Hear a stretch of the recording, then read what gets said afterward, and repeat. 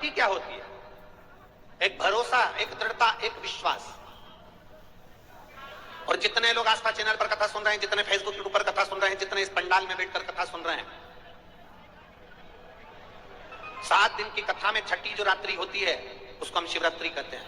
5 दिन की कथा में चौथी जो रात्रि होती है हम उसको शिवरात्रि कहते हैं। और वो शिवरात्रि साधारण नहीं होती है।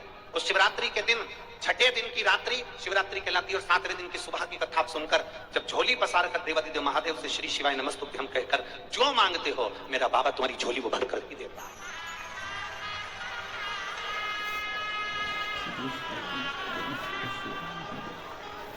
एक विश्वास के साथ शिव की भजन करते हैं। चरण और आचरण में अंतर हो जाता है। चरण केवल मंदिर तक लेकर जाएंगे, चरण केवल कथा तक लेकर जाएंगे, चरण केवल तीर्थ तक लेकर जाएंगे, और हमारा आचरण, हमारा जो आचरण है, हमारा जो व्यवहार है, हमारा जो स्वरूप है, हमारी जो भाव है, वो हमको परमात्मा तक लेकर चले जाते हैं।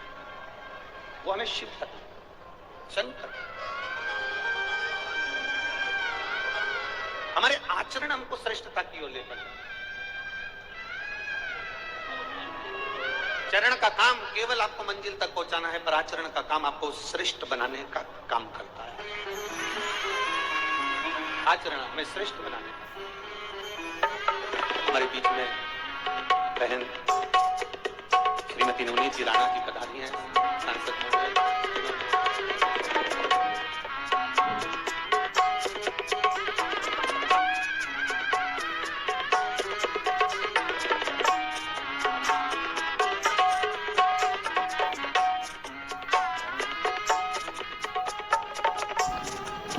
जिन्होंने बहुत सुंदर कथा अमरावती के पावन प्रांगण में करवाई थी, और बड़े भाव से सभी शिव भक्तों ने उस कथा को श्रवण किया। साधुता है आपको, जो आप सनातन धर्म के लिए कार्य कर रही हैं और सनातन धर्म को आगे बढ़ाने का प्रयास कर रही हैं, उसके लिए साधुता है। तो चरण और आचरण दोनों अलग। चरण केवल कथा तक ले जाते हैं, चरण केवल आपको मंदिर तक ले जाते हैं, चरण केवल आपको तीर्थ तक ले जा सकते हैं, पर आपका आचरण आपको बहुत आगे पहुंचा देता है, बहुत।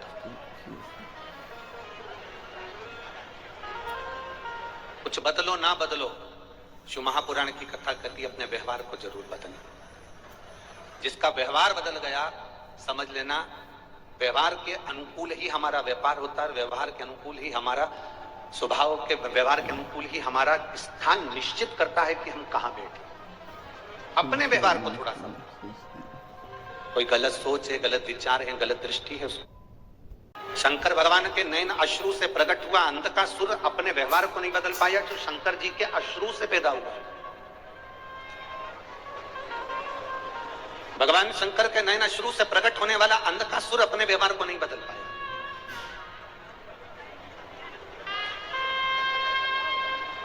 मेरी जितनी माताएं बैठी है, जितनी बहुएं बैठी हैं, जितनी बेटियां बैठी हैं, जितने बेटे बैठे हैं, जितने जीजा बैठे हैं, उन सबसे निवेदन करूंगा, मेरे दादाओं से निवेदन करूं, मेरी माताओं से निवेदन करूं कि एक व्यवहार अपने घर में भी लेकर आओ। एक व्यवहार अपने घर के अंदर एक व्यवहार लेकर आओ। अपने परिवार वालों से कितना भी विवाद हो जाए, बेटी से, दामाद से, बेटे से, बहू से, माँ से, पिता से, देवर से, देवरानी से, जेठ से, जेठानी से, बुआ से, फूफा से, मामा से, मामी से, काका से, काकी से, कितना भी व्यवहार बेकार हो जाए, अड़ोसी से, पड़ोसी से, दड़ोसी से, रिश्तेदारों में, समाज में कितना भी तुम्हारा विवाद हो जाए, एक बात अपने अंदर उतार कर रखो इसको कि कितना भी किसी से व्यवहार, हमारा कितना भी किसी से विवाद हो जाए, कितना भी झगड़ा हो जाए, पर एक बात उतार कर रखना कि हम उनसे बोलना बंद नहीं करेंगे, भले कुछ भी हो जाए।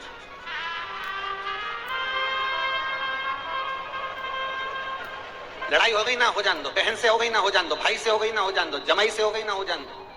काका काकी से हो गई, रिश्तेदारों से हो गई ना लड़ाई, हो जान दो। पर हम बोलना बंद नहीं करेंगे। हमारा व्यवहार हम खत्म नहीं करेंगे, हमें बोलना, हमें बात करना, हम बोलना बंद ना करें, हम अपना बोलना बंद ना करें। क्यों?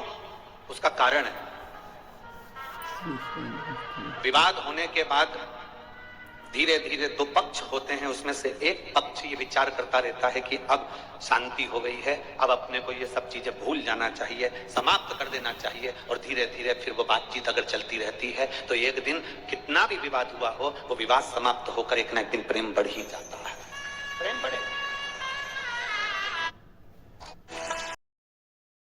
में ये चीज लेकर आ जाइए, अपने स्वभाव में ये चीज लेकर आ जाइए और अपने व्यवहार में ये चीज लेकर आओ कि अब मुझे कितना भी झगड़ा हो किसी से भी बोलचाल बंद ना करो, बोलचाल नहीं करो। मेरे देवादिदेव महादेव को देखिएगा, अंधकासुर उनका देखा जाए तो उनके अश्रु से प्रकट हुआ है, अंधकासुर देखा जाए तो उनका पुत्र है। जिनके नेत्र अश्रु से प्रकट हुआ तो देखा जाए तो अंधकासुर उनका पुत्र है। और अंधकासुर ने कितना उपद्रव मचाया, तलातल में, रसातल में, भूमि पर, आकाश में, जहां मिल जाए जगह वहां उत्पात मचाता है अंधकासुर। अंधा के अंधकासुर है और उपद्रव मचा रहा। सबने आकर कहा, भगवान शंकर जी से कहा कि भोलेनाथ जी वो अंधकासुर बड़ा उपद्रव मचा रहा है। ब्रह्मा जी से भगवान शंकर ने कहा आप उसको समझाने का प्रयास करिए। भगवान विष्णु ने कहा कि अंधकासुर उपद्रव मचा रहा है, भगवान शंकर जी ने कहा उसे समझाने का प्रयास करिए। वो समझने वाला नहीं है तो भगवान शंकर भगवान ने कह दिया आप उसका संहार कर दीजिए, आप उसका संहार कर दो। भगवान नारायण कहते हैं अंधकासुर का संहार हम नहीं कर सकते, भगवान ब्रह्मा कहते हैं अंधकासुर का संहार हम नहीं कर सकते। अंधकासुर का संहार करने की सामर्थ्यता ना भगवान विष्णु करें कि हम भी नहीं कर सकते, ब्रह्मा करें हम भी नहीं कर सकते, तो फिर अंधकासुर का संहार कौन करेगा? अंधकासुर का संहार करेगा कौन? फिर कहा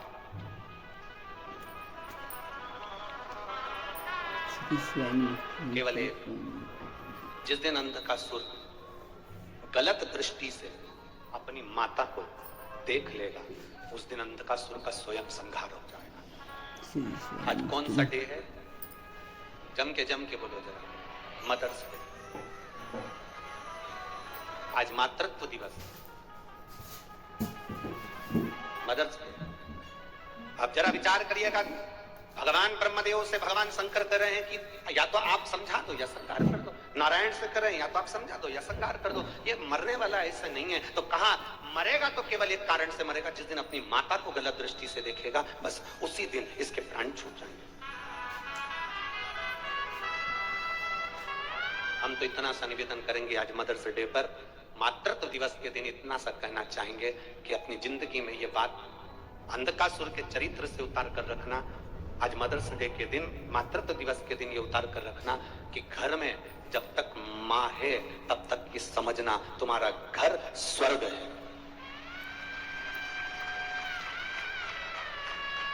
तुम्हारा घर स्वर्ग है जब तक तुम्हारी माता तुम्हारे घर में विराजमान है।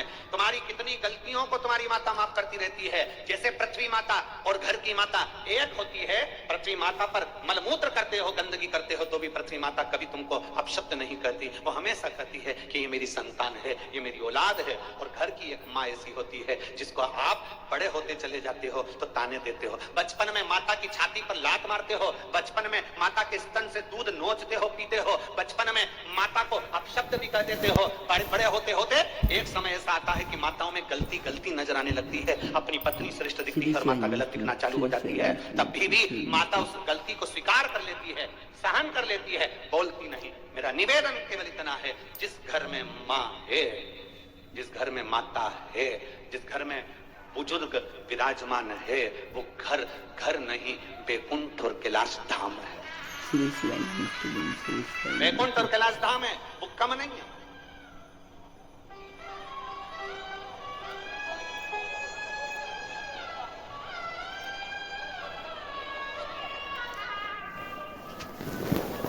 जिस दिन मां चली जावे ना उस दिन का अनुभव करिएगा जरा। 9 दिन नवरात्रे में देवी बैठती है, 9 दिन नवरात्रे में जगत जननी जगदम्बा दुर्गा भवानी बैठती है और 9 दिन पूरे हो जाते हैं, माता चली जाती है। उस दिन अपने मन को देखिएगा कि मां के जाने के बाद घर कितना सूना हो जाता है।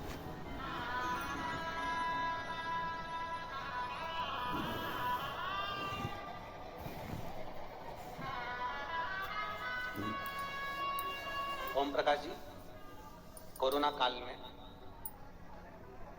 कोरोना काल के अंतर्गत एक बेटी, कई बार आप लोगों ने उस बेटी को वीडियो में भी, कहीं कुबेरेश्वर धाम से कोई वीडियो निकला हो तो उसमें उस बेटी का दर्शन भी किया होगा।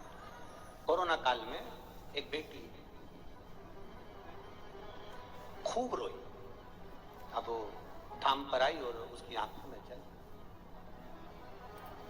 हमने उसके बेटी से पूछा कि तेरे रोने का कारण क्या है, तो वो बोल ना पाई। उसके साथ वाले जो थे तो उनसे पूछा किसके साथ आई है, तो कहा ये अकेली है। क्या नाम है इसका, उन्होंने नाम बताया। हमने कहा क्या पढ़ाई कर रही है, तो कि ये पुणे में डॉक्टरी कर रही है, मेडिकल पढ़ाई कर रही है। कैसे आना होगा, ये क्यों रो रही है, इतनी बिलक बिलक कर रो रही है, इसके रोने का कारण क्यों? कहा कोरोना के अंतर्गत इसके पिता भी हॉस्पिटल में, इसका भाई भी हॉस्पिटल में और इसकी माँ भी हॉस्पिटल में। तीन दिन के अंतराल में पहले पिता चले गया, फिर 3 दिन बाद माँ चली गई, फिर 3 दिन बाद भाई चले गया, अब कोई भी नहीं बचा। अकेले।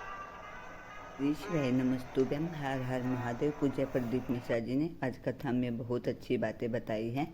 पूज्य प्रदीप मिश्रा जी ने बताया है कि हमारी चाहे किसी से भी कितनी लड़ाई झगड़ा हो जाए, परिवार में माता हो, पिता हो, भाई बहन हो या सगे संबंधी हो, हमें कभी भी बोलचाल बंद नहीं करनी चाहिए। कभी ना कभी तो रिश्ते फिर से मिठास पर आ जाते हैं। पूज्य प्रदीप मिश्रा जी ने बताया है कि जिस घर में माता होती है उस घर में ही सौरभ होता है। हमेशा अपने माता पिता की इज्जत करनी चाहिए और उनको आदर देना चाहिए। अगर आप जब प्रदीप मिश्रा जी की कथा और उपाय देखना चाहते हैं तो प्लीज़ मेरे चैनल को लाइक, कमेंट और शेयर जरूर करें। मेरा चैनल है धार्मिक वीडियो। श्री शिवाय नमस्तुभ्यम, हर हर महादेव। आशा करती हूँ कि आप सभी को आज का वीडियो बहुत पसंद आया होगा। प्लीज़ लाइक, कमेंट और शेयर जरूर करें। श्री शिवाय नमस्तुभ्यम।